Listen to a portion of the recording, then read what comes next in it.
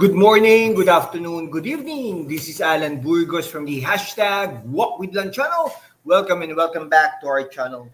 Guys, if you are not yet subscribed to our channel, please do it so now so that you can be a part of this growing family. Officially, we are now 10,443 subscribers. Thank you so much, guys. God bless you all. Okay, ang pag-usapan po natin today ay yung sa party list, no? Party list election natin, according to Contradaya, higit kalahati ng party list hindi kinatawan ng mahihirap. Ano po ba ang bago?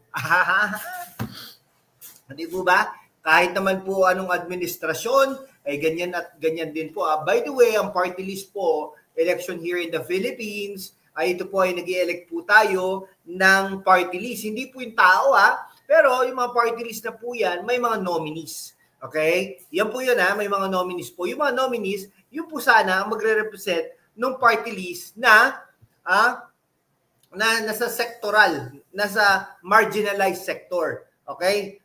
So for example, no, mga kabataan, mga driver, mga magsasaka, mga mangingisda, ano pa ba, mga kooperatiba, mga ganun, no? Ano pa ba, mga basurero, mga PWDs, mga senior citizens. Okay?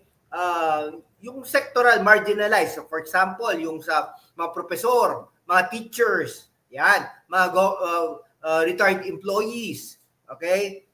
Mga pensyonado, yung mga ganon, yung parang they are well represented. Pero minsan ang ano po meron pa yung mga party list na ng mga Kabitenyo, no? Party list ng mga taga Bicol, party list ng mga taga Ilocos, party list ng mga taga Malabon, party list ng Metro hindi po ganoon ang Hindi po yung para sectoral ba, grupo, no? Nang ini-aim ay maka-gain ng 2%, at least 2%. Okay? Para makapag-representa ng isa, dalawa, tatlo. Di ba? Okay, ganun po 'yon. Pero ano po kasi dapat makabuo sila ng 67 or 65 yata 'yon na representative. Kumbaga, parang kunwari nakakuha kung ano mo 'yon, 5 lang, no, 5 representatives lang ang meron tayo, 'di ba? Kasi ilan lang 'yun di ba? Nasa makaka 2%. So ibig sabihin, yung less than 2%, tig-iisa sila. No? Ang kawawa lang doon, 2%. 'Di ba? Pag naka 2% ka, okay, or naka 3% ka, isa ka lang.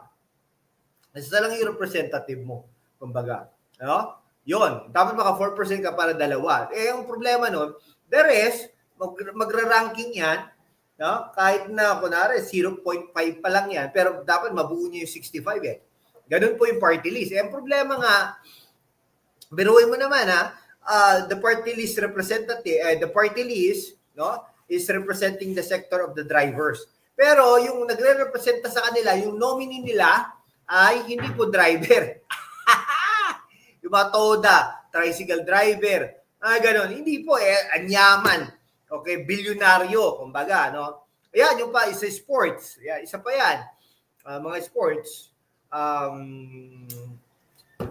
Ganun po ang hirap, no? Mga PBA referees, PBA players, ganun po sana ang kaya lang, sabi ng Contradaya, over half of party list ay hindi nagre-representa ng poor or marginalized. Hindi naman sinasabing poor pero marginalized, okay, na sektor. Pero most likely, yung marginalized na yon ay sektor ng mahihirap. Okay, the poll watchdog, Contradaya, no? Ay, ngayong Miyerkules lang, nag-release ng pag-aaral claiming that more than half of the party list groups. Ako pabor na pabor ako diyan, katulad ng pagpabor ni Pangulong Rodrigo Roa Duterte na alisin na ang party list representatives kasi parang wala district na lang tayo. Ganun din para lang tayo naglolokohan, mga kaibigan ko. Ito party list group seeking seats in the May elections do not represent the marginalized and underrepresented. No? Yun naman kasi ang goal dyan Ibiruin mo nakakapag pa ito ng mga ang mga Revilla. Bakit nagkakaroon ng isa pang representative sa kanila? 'Di ba? from the party list. Naku po, talaga. In addition, most groups leading in the surveys have been flagged or hijacking the party list system. Contradaya convenor Danilo Araw, sabi niya, no? 86 or 55.13% of the 156 party list groups of 155 na lang yata ngayon mga kaibigan ko kasi yung isang party list group ay nag-withdraw na, no, to participate in the party list elections. Have links with political dynasties, big businesses, police or military, have pending corruption cases, have dubious advocacy, or do not provide enough information to the public about their groups. Yan. Oh, so Araw in a joint press conference, no? Nag-press conference pa pala itong mga koloko hindi. Okay, with the Center of the People Empowerment and Governance, CENPEG, no? Sa ano yata yan, no? Sa UP. Vote Report PH at the University of the Philippines in Quezon City said the percentage of the party list groups flagged by Contradaya is lower compared to the 70% in the 2022 election. Bumaba pa pala kasi nga hindi nga naman nananalo yung iba. However, he said 40 out of 156 party list groups qualified to run in this may have political dynasty links. Naku po, compared to 43 out of 177 in the 2022 polls. Kasi last time around, mas madami ang tumakbo. Okay, one party list, the Partido Trabajo at Wage Hike has earlier withdrawn, leaving 155 groups to contest the polls. Contradaya said at least 7 party list groups leading in the December 2024 and January 2025 surveys by social weather stations have links with political clans, big businesses, or the police and the military. Tama naman, di ba? Diyan nga lang sa Northern Luzon, sa Abra. O, tingnan mo. Ano na yata yun? Cordillera. No? Araw also said at least 2 party list groups have husbands, wives, ang dami in-laws, and siblings from political clans as nominees. Many nominees are also relatives of former and incumbent government officials or big businessmen. Yan. He noted that political clans in the provinces already have their bailiwicks, which can deliver 200,000 or more votes, enough to secure a party list seat in the House of Representatives. No?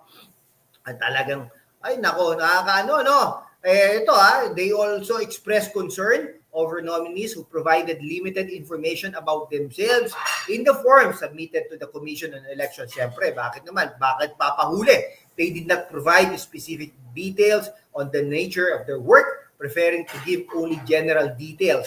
This should be a reminder to the public to scrutinize all 10 party list nominees and not just the first 3. Tama po yan. CENPEG Executive Director Natalie Pulvinar said if left unchecked, the continued hijacking of the party list system will further entrench elite dominance in the Philippines politics, diminishing the democratic space for genuine representatives of the marginalized. Talaga.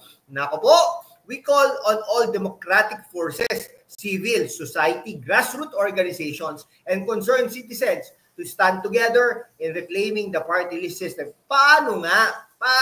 Kasi may butas ang batas. CENPEG said groups with nominees who are members of political dynasties, retired government officials, and wealthy businessmen act as mere extension of the ruling elite and do not champion the interest of the poor.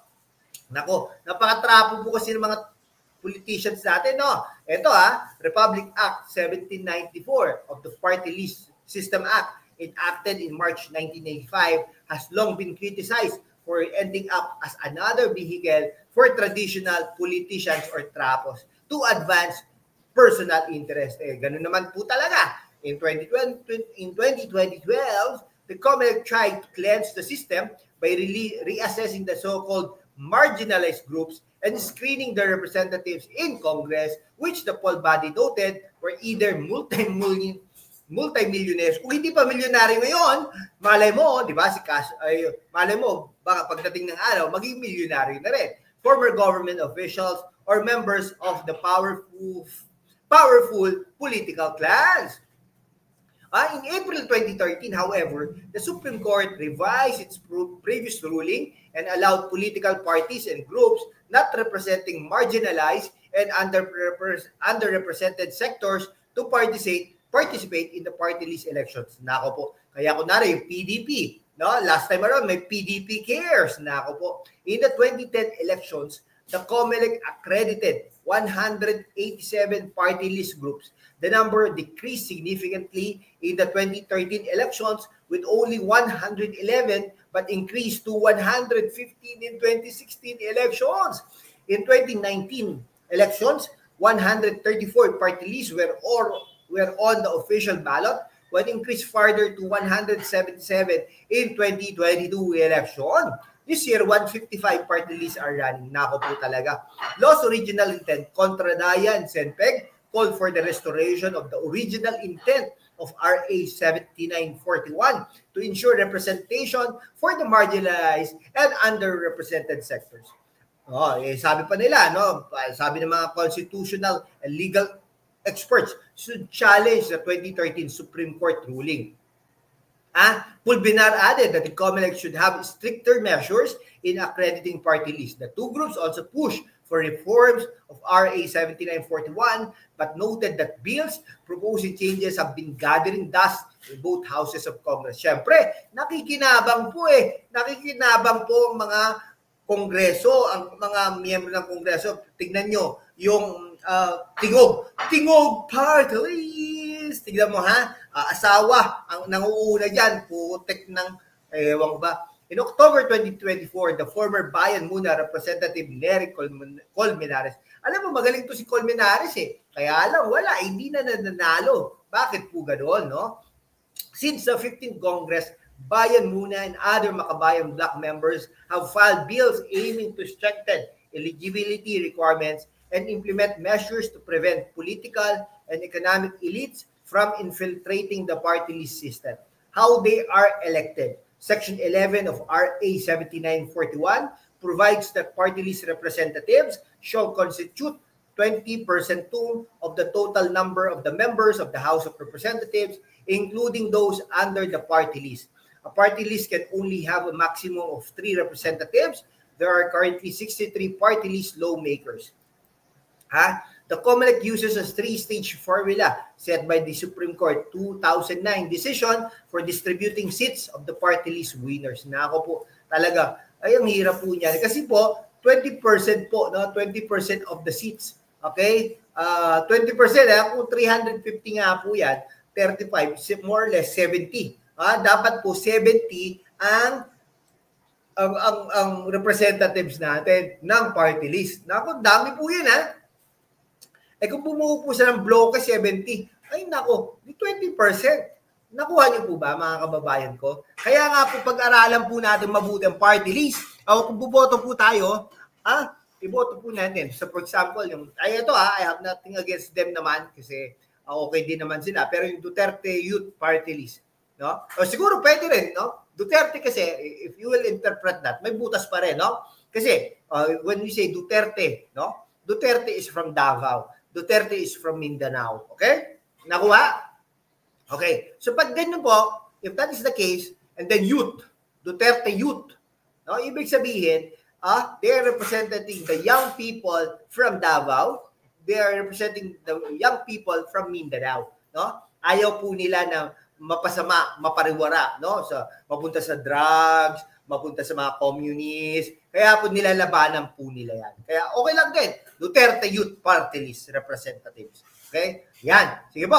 Hanggang dito na lang po mga kaibigan ko. Maraming salamat po sa inyong lahat. Kung hindi pa po kayo nakapag-subscribe sa ating channel, #WalkWithLan.